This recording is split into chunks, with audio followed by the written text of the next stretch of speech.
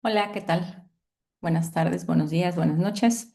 Pues bueno, vamos a dar inicio a una sesión más de esta asignatura de Política Criminal en México, de la maestría en Criminología. Y bueno, lo que corresponde a la sesión de hoy es revisar la evolución de la política criminal en México, digamos, en el siglo XXI. Y lo que haremos en esta sesión del día de hoy es abocarnos pues un poco a revisar los antecedentes de la política criminal en el siglo XX y también revisar específicamente el impacto en la política criminal de dos reformas constitucionales que hubo en México, tanto en el 2008, que es la reforma al sistema de justicia penal y en materia de seguridad, así como la reforma del 2011 en derechos humanos. Las próximas sesiones relativas a esta unidad revisaremos algunas otras reformas que han ocurrido posteriores a estas dos sobre las que analizaremos hoy durante la sesión. Nos estaremos refiriendo específicamente a reformas en materia de seguridad desde el 2017 con la Ley de Seguridad Interior, en el 2019 con la creación de la Guardia Nacional, 2024 con su traspaso a la Secretaría de la Defensa Nacional, reformas o contrarreformas que tienen que ver con la ampliación del catálogo de delitos que ameritan prisión preventiva oficiosa, así como algunas otras reformas que tienen que ver con la ley de amnistía, que tienen que ver con pues tendencias descriminalizadoras o despenalizadoras de algunas conductas que hasta hace algunos años eran bueno, consideradas delictivas. Entonces, bueno, sé que quizá ahorita al hacer la introducción he dado demasiada información, pero un poco la intención es mencionarles que en esta unidad lo que veremos precisamente es cómo ha ido evolucionando la política criminal en México. Y bueno, el objetivo de esta unidad es que al concluirlo, ustedes pues tengan por lo menos un panorama de qué es lo que ha ocurrido en México prácticamente desde el siglo pasado y lo que llevamos de este siglo, ¿no? Y cómo es que constantemente las propuestas, las modificaciones se hacen en materia de política criminal, pues entran en tensión con diversas estrategias previas, con distintas reformas previas. Se observa, ¿no? Que hay tensión entre distintos objetivos, por un lado la seguridad, por otro lado el respeto a los derechos humanos, por otro lado respetar las garantías, por otro lado expandir el control estatal.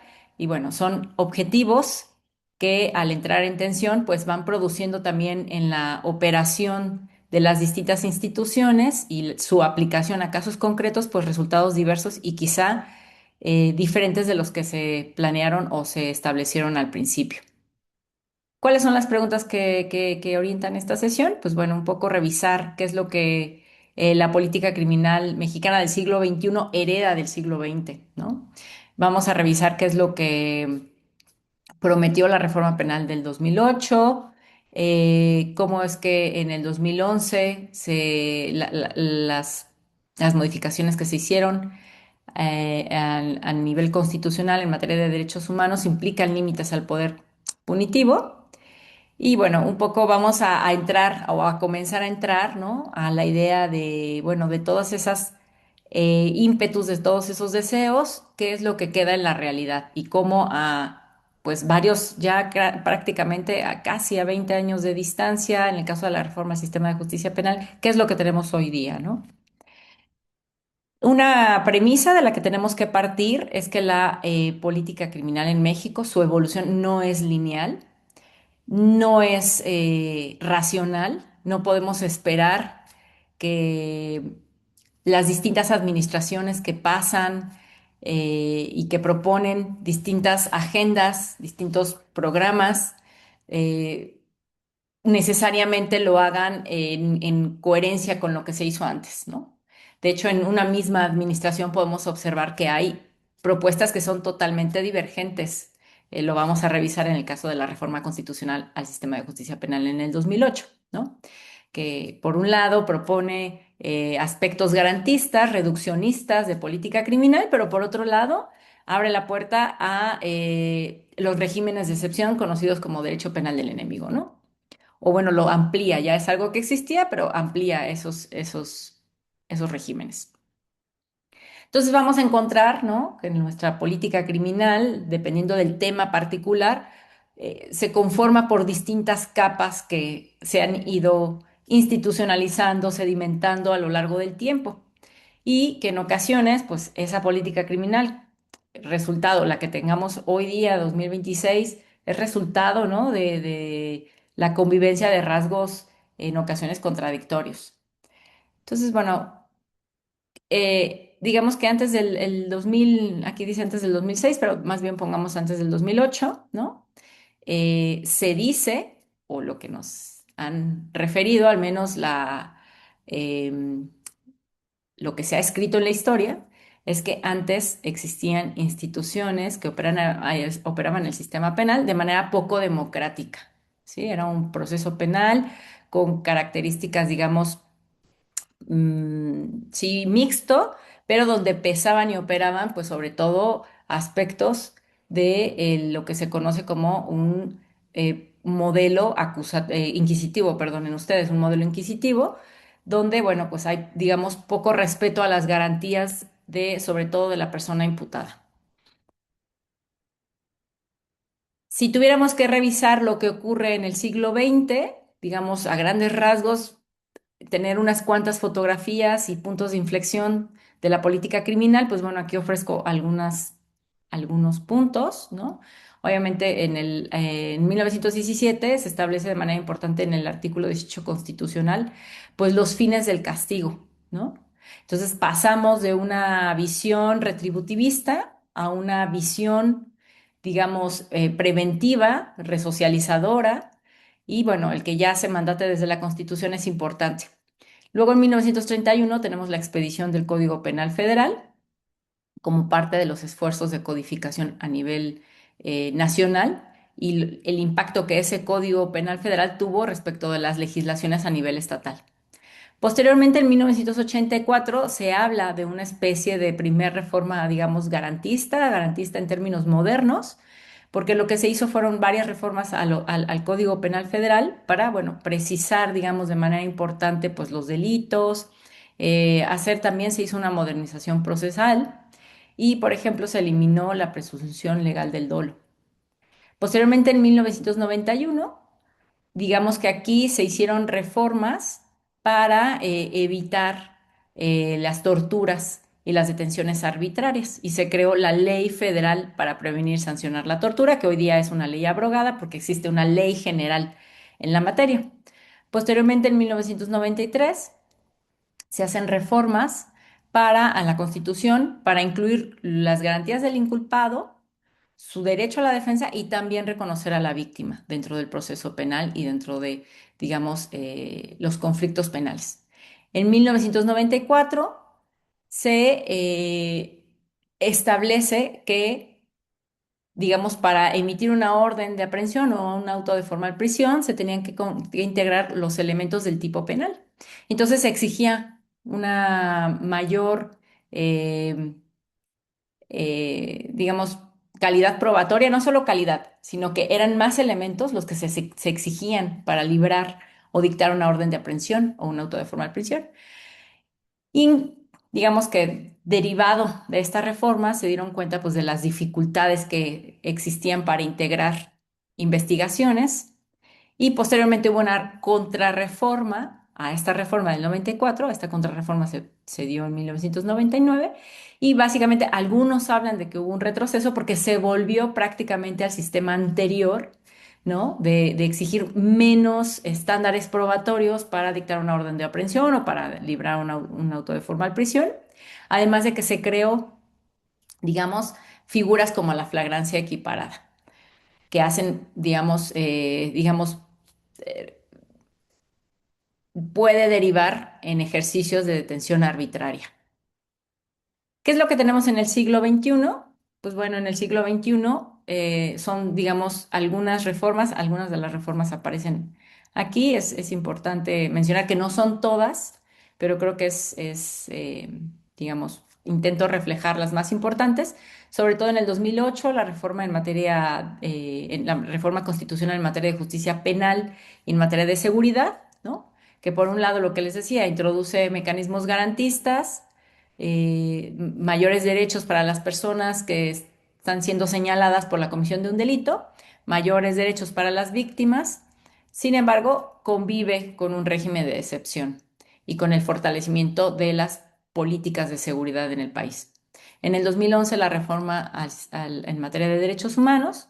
Posteriormente, viene la introducción de políticas criminales dirigidas y orientadas a la prevención del delito, especialmente a partir del 2016-2017 con la introducción de la figura de la justicia cívica, la policía de proximidad y su consolidación a partir del 2019.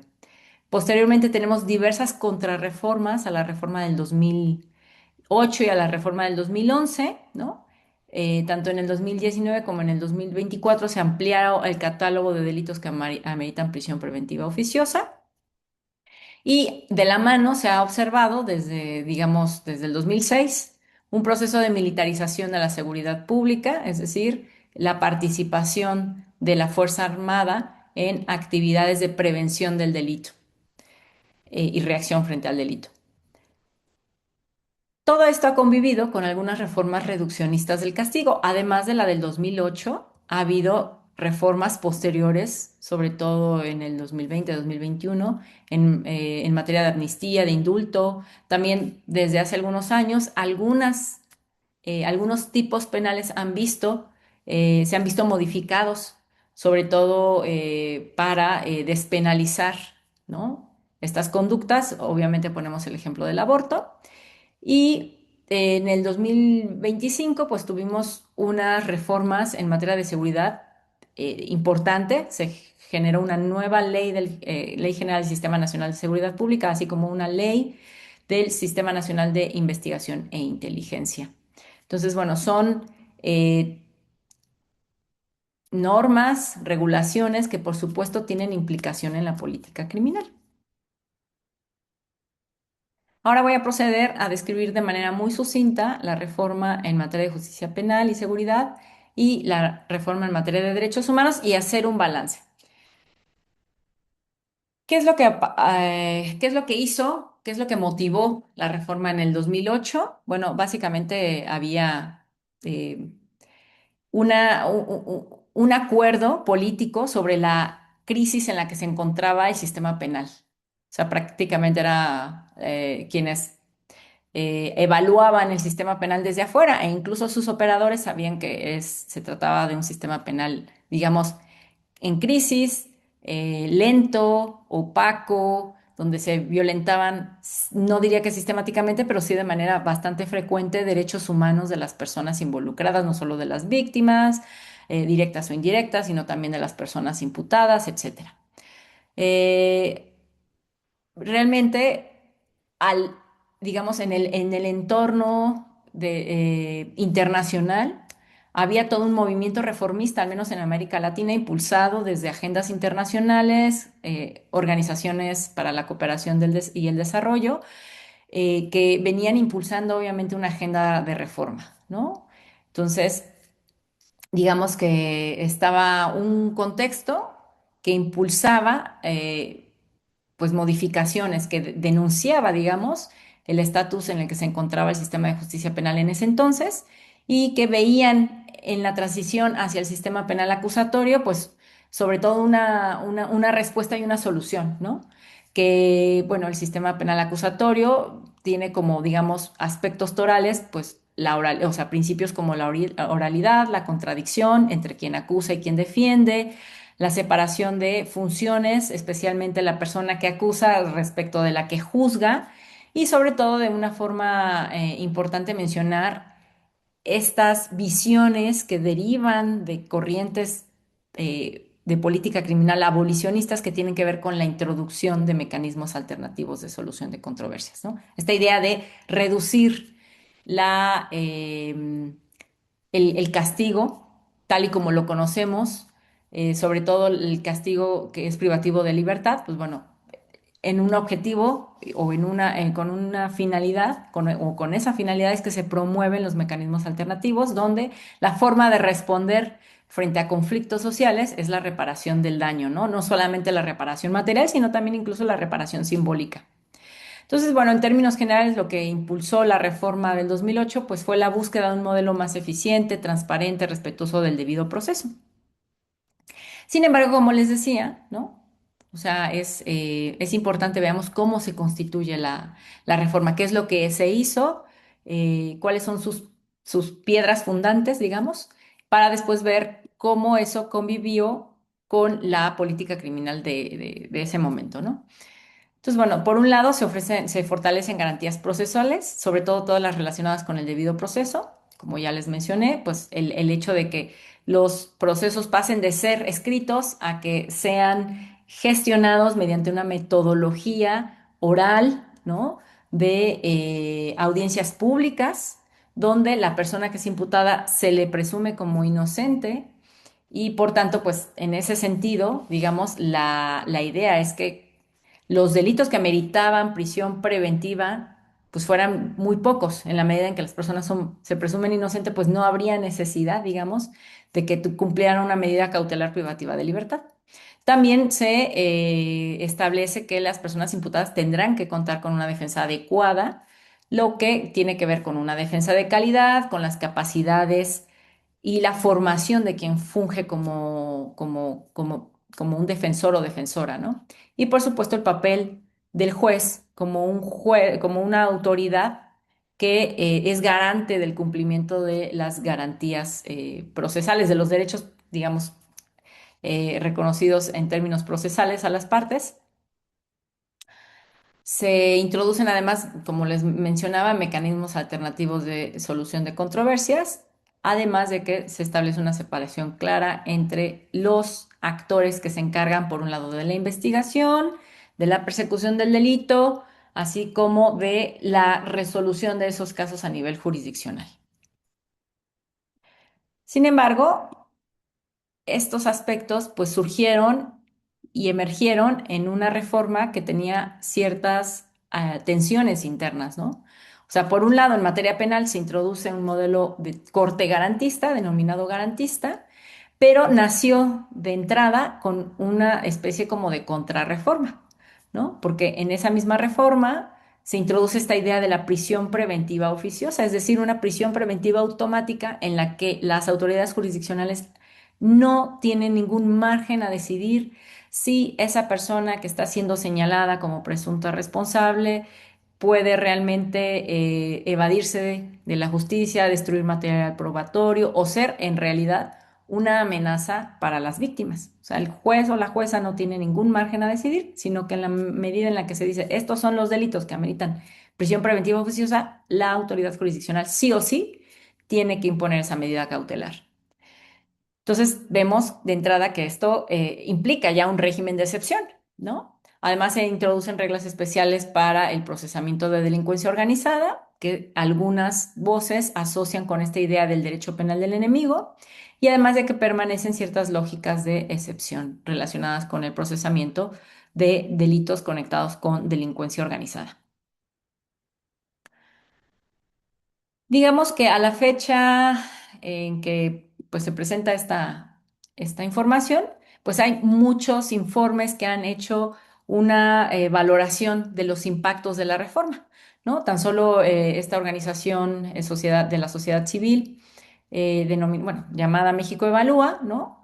Que ha realizado durante varios años y de manera sistemática evaluaciones sobre la manera en cómo se ha implementado la reforma al sistema de justicia penal y posteriormente los resultados, digamos, en términos de impacto en la justicia de estas reformas, pues bueno, algunas, eh, a manera de resumen, podríamos decir que obviamente esta reforma sí redujo en gran medida la opacidad con la que funcionaba el sistema previo.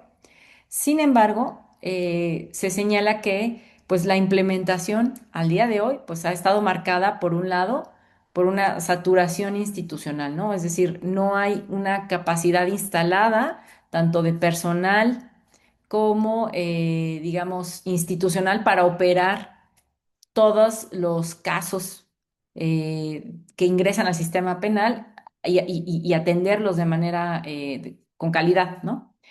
Por otro lado, tenemos una insuficiente capacitación policial y ministerial que ha hecho que, pues bueno, la policía, digamos, a pesar de tener este papel tan fundamental como primer respondiente, como agente de prevención del delito, pero también de investigación, pues esto ha reducido las capacidades, digamos, del propio sistema al no contar con personal capacitado. Asimismo, bueno, sabemos que los servicios periciales y todo lo que tiene que ver con la capacidad instalada en materia forense, pues ha sido un tema que de suyo ha ido creciendo y mejorando en las últimas décadas. Sin embargo, bueno, México enfrenta retos importantes en la materia y además se observa que la manera como han operado los mecanismos alternativos, pues ha sido relativamente deficiente. Entonces, bueno, se ha visto, ¿no? Lo que ya quizá para muchos es obvio, que reformas normativas no implican por sí mismas cambios y transformaciones radicales, sino que esto tiene que venir acompañado de planes de implementación y evaluación y monitoreo constantes. Pasamos ahora a la reforma en materia de derechos humanos del 2011. ¿Qué es lo que se hizo en esta reforma a la Constitución?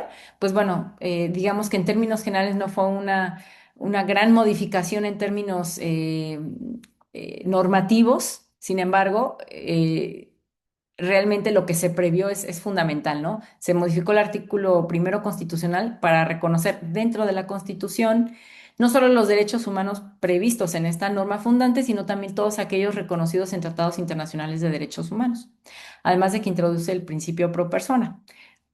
Estos cambios obligan a que toda autoridad no solo respete derechos humanos, sino que los promueva, los garantice, los proteja y especialmente pues el hecho de voltear a ver qué prerrogativas están reconocidas a nivel internacional, pero no en nuestra legislación, pues eso es realmente un cambio total respecto de lo que se venía haciendo antes del 2011.